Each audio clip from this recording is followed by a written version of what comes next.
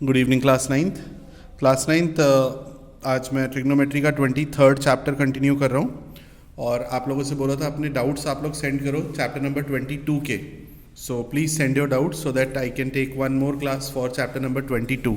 Okay, so today we are doing chapter number 23. This is trigonometric ratio of standard angles. So 23A, exercise number 23A लेके चल रहा हूँ. तो इस exercise में कुछ क्वेश्चंस मैं सॉल्व करके आपको दिखा रहा हूँ ताकि आप लोग प्रैक्टिस कर सकें.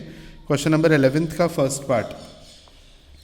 It says cos 3a minus 2 cos 4a upon sin 3a plus 2 sin 4a. इसकी वैल्यू हमें फाइंड आउट करनी है और एंगल ए दिया हुआ है 15 डिग्री. कैसे करते हैं ज़रा समझो बेटा. So a is equals to 15 3 ज़ा 45 और 15 4 ज़ा 60. Okay, divided by 3 into 15 45. Okay, plus 2 sine 4 into 15 60. Cos 45 की value 1 upon under root 2 minus 2. Cos 60 की वैल्यू 1 अपॉन 2, 2 से 2 कैंसिल 1 आ जाएगा. साइन 45 1 अपॉन अंडर रूट 2 और साइन 60 की वैल्यू अंडर रूट 3 अपॉन 2, 2 से 2 cancel. So this is 1 upon under root 2 minus 1 bracket close divided by 1 upon under root 2 plus under root 3. Okay, so इस तरीके से solve करना है. अब यहाँ पर 1 लिख के एलसीएम ले सकते हैं अंडर रूट 2, तो ये आया 1 माइनस अंडर रूट 2 और फिर डिनोमिनेटर में एलसीएम आया under root 2 1 plus under root 3 into under root 2. देखो बेटा, under root 3 into under root 2 under root 3 into 2 होता है यानी अंडर रूट 6 होता है. Okay, so under root 6. Got it. Under root 2 से अंडर रूट 2 कैंसिल हो जाएगा.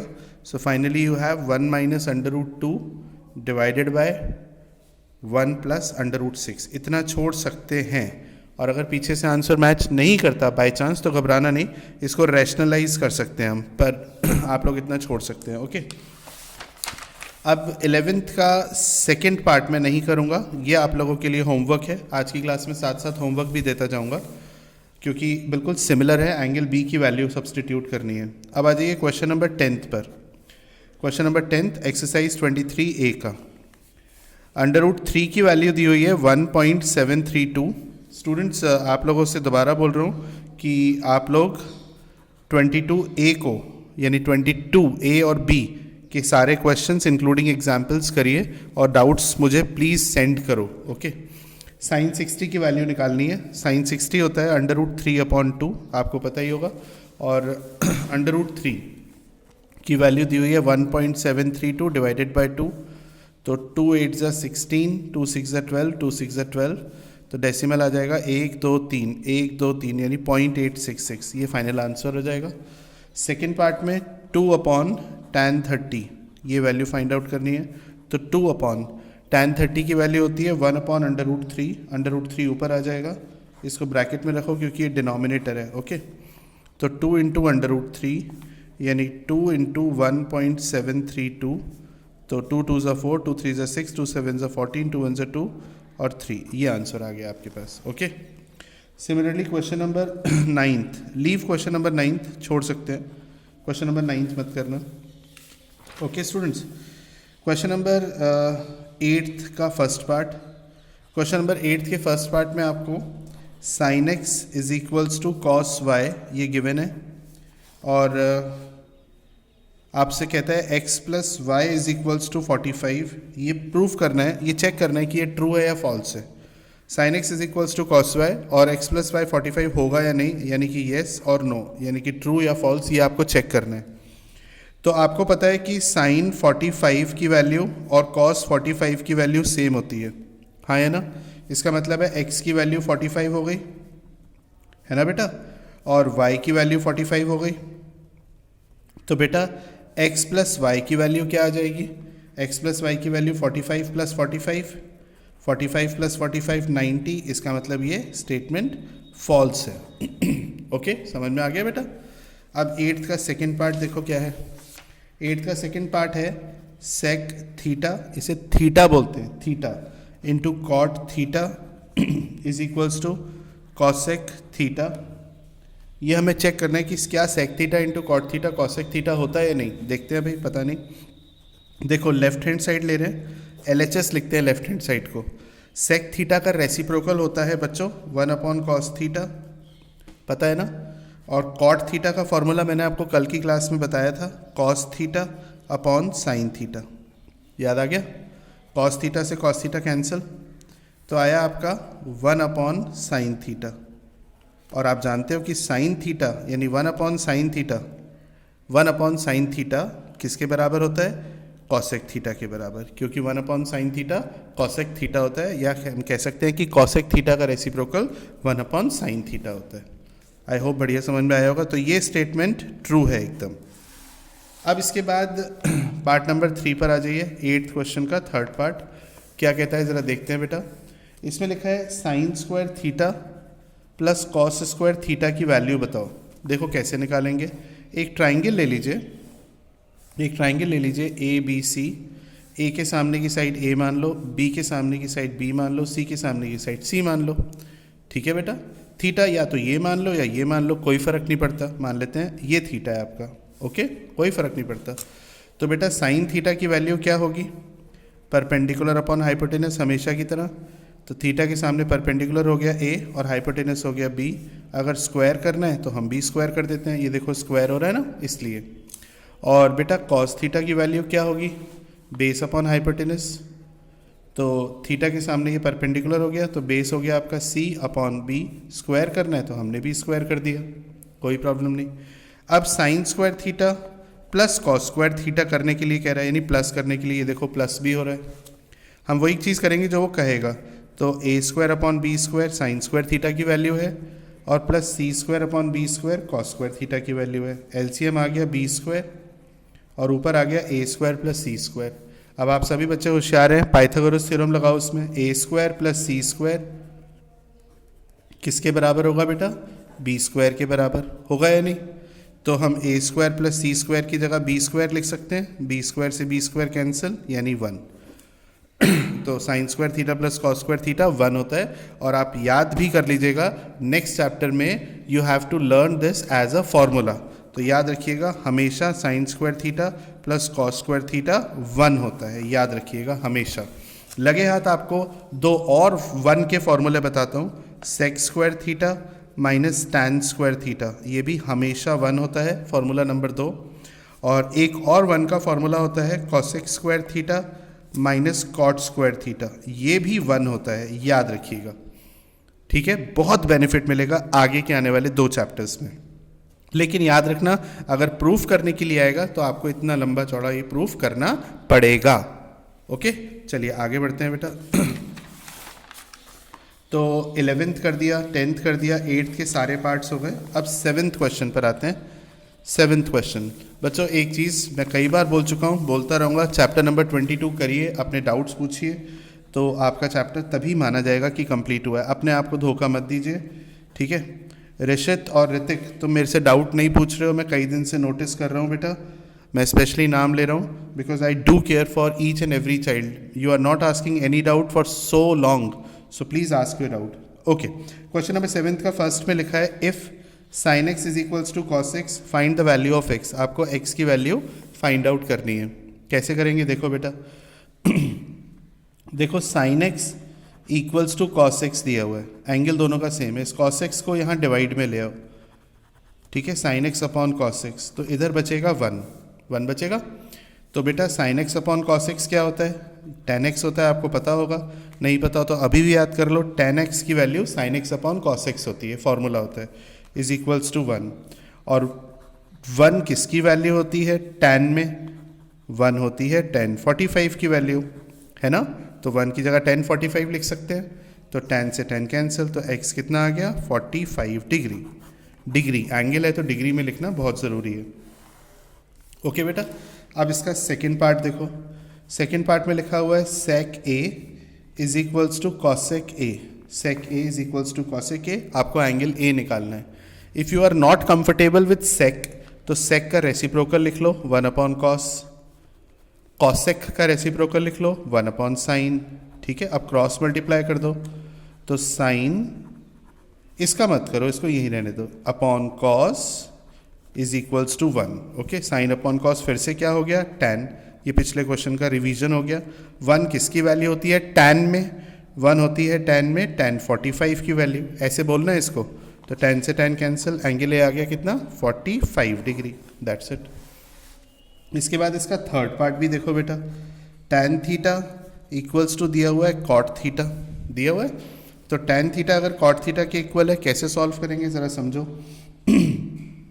देखो बेटा, tan theta is equals to cot theta को लिख सकते हो 1 अपॉन, cot थीटा को लिख सकते हो 1 अपॉन tan थीटा, लिख सकते हो। क्रॉस मल्टीप्लाई कर दो, तो tan theta into tan theta क्या हो गया, tan square theta is equals to 1। अब ये स्क्वायर इधर जाके स्क्वायर रूट में हो जाएगा, 1 का स्क्वायर रूट तो 1 ही होता है, ये tan थीटा हो गया। समझ में आ गया। अब दोबारा से तीसरी बार रिवीजन हो गया इस क्वेश्चन का, इसका मतलब अब तो स्ट्रांग हो गया होगा। 1 किसकी वैल्यू होती है, tan में, tan 45 की, यानी फिर से थीटा आ गया 45। ओके, अब तीसरी बार हो गया। मुझे फीडबैक ज़रूर देना, अच्छा समझ में आ रहा होगा, उम्मीद करता हूँ। चौथा पार्ट है sine x is equals to cos y. अब यहाँ एंगल अलग अलग है, तो ध्यान रखना आप डिवाइड नहीं कर सकते हो। डिवाइड तभी करना है बेटा जब एंगल सेम हो। ओके, समझना, एंगल सेम है, एंगल सेम है, यहाँ पर नहीं है तो डिवाइड नहीं होगा, याद रखना। अब यहाँ पर आपको थोड़ा लॉजिक लगाना पड़ेगा। आप जानते हो कि साइन 45 की वैल्यू और कॉस 45 की वैल्यू सेम होती है। ओके, इसका मतलब x आ गया 45 के बराबर और y आ गया 45 के बराबर। अब ज़रा सवाल एक बार पढ़ो, पूछा क्या है, करना क्या है, हमें रिलेशन बताना है x और y में। तो relation x plus y is equals to 45 plus 45 90। तो ये रिलेशन है x और y में। बढ़िया समझ में आ गया ना एकदम। ओके, अब आ जाइए क्वेश्चन नंबर 6। तो 7th के सारे पार्ट्स, 8th के सारे पार्ट्स कर दिए, 10th कर दिए दोनों पार्ट्स, 11th कर दिया। ओके, अब आ जाओ बेटा 6th क्वेश्चन का एक पार्ट करके बताता हूँ, सेकंड वाला कैसे करना है ज़रा समझो। 4 into sine to the power 4 30, क्या बोलते हैं इसे ज़रा समझो, मैं कैसे रीड कर रहा हूँ। Cos two the power 4 60 minus 3 cos square 45 minus sine square 90। आपको इज इक्वल्स टू 2 प्रूफ करना है। ठीक है, तो बेटा 4 साइन 30 की वैल्यू 1/2 होती है, पावर 4 लगी है तो पावर 4 लगानी पड़ेगी आपको। और बच्चों कॉस 60 की वैल्यू 1/2 होती है, पावर 4 लगी है तो पावर 4 लगानी पड़ेगी। और इस तरह ब्रैकेट बंद कर दिया। ठीक है, ध्यान से एक एक चीज़ देखो। ब्रैकेट, ये क्लोज ब्रैकेट लगाया, कॉस 45 की वैल्यू 1/√2 होती है, स्क्वायर लगाए तो स्क्वायर लगा दिया हमने, माइनस साइन 90 की वैल्यू 1 होती है, स्क्वायर लगाए तो स्क्वायर लगा दिया। 4 1/16 plus 1/16 minus 3 1/2 minus 1 4 16 LCM 1 plus 1 minus 3 2 LCM 1 minus 2। तो बेटा 1 प्लस 1 2 और 1 में से 2 गया -1, मतलब माइनस प्लस का ध्यान रखना बेटा। तो ये कट गया 4 times 1/2 minus into minus plus होता है 3/2 2 एलसीएम आ गया 1 प्लस 3 1 प्लस 3 होता है 4, तो आ गया 2। समझ में आ गया बेटा, ये 6th क्वेश्चन हो गया। अब आ जाइए क्वेश्चन नंबर 5th पर। क्वेश्चन नंबर 5th क्या कहता है भाई, ज़रा ध्यान दो। तो कराने में मुझे कोई प्रॉब्लम नहीं है, देखो मैं सारे क्वेश्चंस करा रहा हूँ, पर तुम्हारी तरफ से भी मुझे ऑनेस्टी चाहिए। एंजेलिना, तुम भी मेरे से काफ़ी दिन से कोई क्वेश्चन नहीं पूछ रही हो, ठीक है बेटा, क्वेश्चन पूछो और मुझे फीडबैक भी दो कि तुम्हें इस तरीके से समझ में आ रहा है कि नहीं आ रहा, और बिल्कुल हेजिटेट मत होना एंजेलिना, ठीक है ना। तो A B is equals to X और B C is equals to X दिया है, ये राइट एंगल है, और आपको साइन 45 की वैल्यू निकालनी है। देखो ये x है, ये x है, तो पहले तो पाइथागोरस थ्योरम लगाओ, भाड़ में जाने दो बाकी सारी बातें। पहले तो पाइथागोरस थ्योरम लगाओ, तो AC का स्क्वायर आ गया x² प्लस x², यानी 2x², और अंडर रूट लगा दो, तो AC आ गया आपका √2x, ये आ गया √2x। अब आपसे साइन 45 पूछा है, आप जानते हो 1/√2 होता है लेकिन लिख नहीं सकते, आपको प्रूफ करना होगा इस बार। 45 ये मान लो, मान क्या लो हो गई, जब एक एंगल 90 है और ये दोनों साइड्स बराबर हैं तो इनके ऑपोजिट एंगल भी बराबर होंगे, तो ये 45 ये भी 45 होगा, ठीक है ना। पर आप लोग कंफ्यूज ना हो इसलिए मैं एक एंगल को 45 दिखा रहा हूँ, क्योंकि आप जानते हो कि एंगल डिसाइड करता है परपेंडिकुलर कौन है। अगर मैं ये वाला 45 लेता हूँ तो ये परपेंडिकुलर है, और अगर मैं ये 45 ले रहा हूँ तो ये परपेंडिकुलर है, इसीलिए आप लोग कंफ्यूज ना हो। तो मैं एक कोई भी 45 दिखा रहा हूँ और एक को जान के मैंने काट दिया, ठीक है बेटा। तो साइन 45 हम जानते हैं, दोबारा बोल रहा हूँ 1/√2 आएगा, लेकिन लिख नहीं सकते, प्रूफ करके दिखाना है।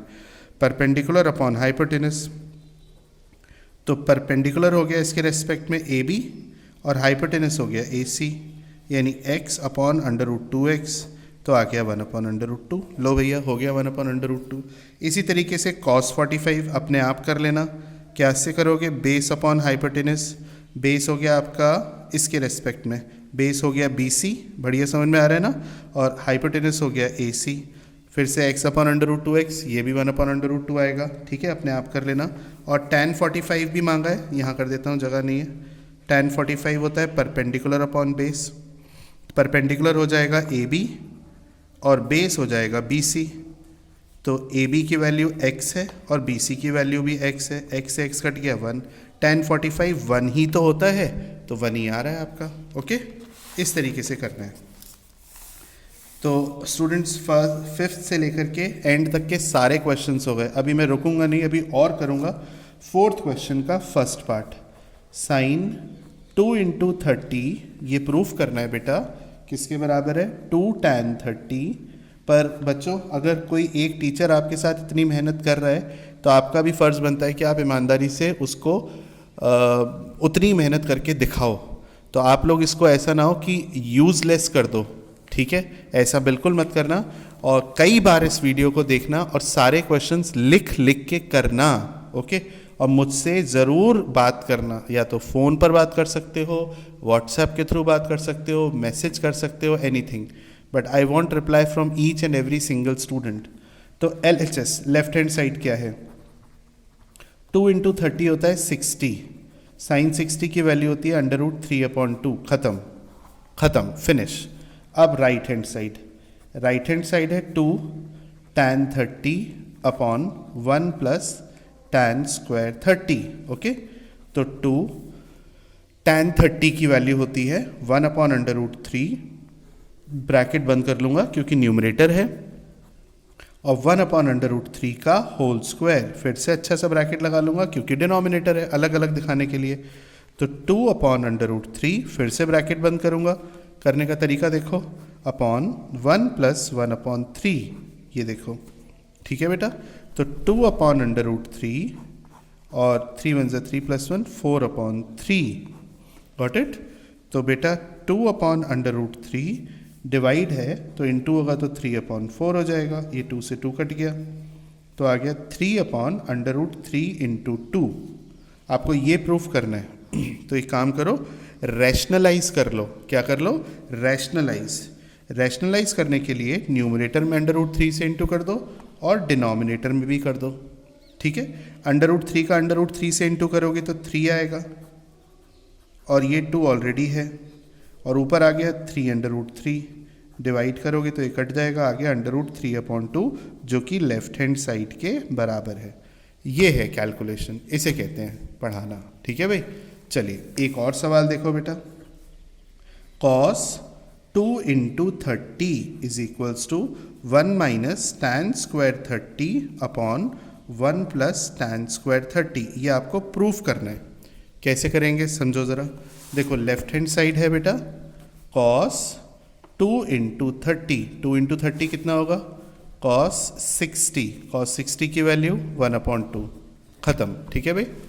अब राइट हैंड साइड क्या है, 1 - tan स्क्वायर 30/1 + tan स्क्वायर 30, तो 1 - 1/√3 का होल स्क्वायर, क्यों, क्योंकि यहाँ पर स्क्वायर हो रहा है, 1 + tan 30 की वैल्यू 1/√3 का होल स्क्वायर, क्योंकि स्क्वायर हो रहा है, ओके।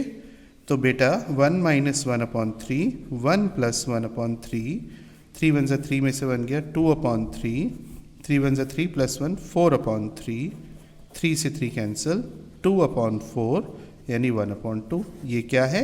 लेफ्ट हैंड साइड है। बढ़िया, ठीक है। चलो सारे क्वेश्चन कर रहा हूँ, कम से कम इनको रिपीट या रीडू ज़रूर कर लेना, ठीक है भाई। अब थर्ड पार्ट भी देखो, थर्ड पार्ट भी देखो। tan 2 इंटू 30 ये होता है 2 tan 30।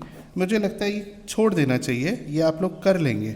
2-3 लाइनें कर लेते हैं। Left hand side, left hand side है tan 2 इंटू 30। लिखने का तरीका देखिएगा मेरा, tan 60, tan 60 की वैल्यू होती है √3। ओके, ख़त्म।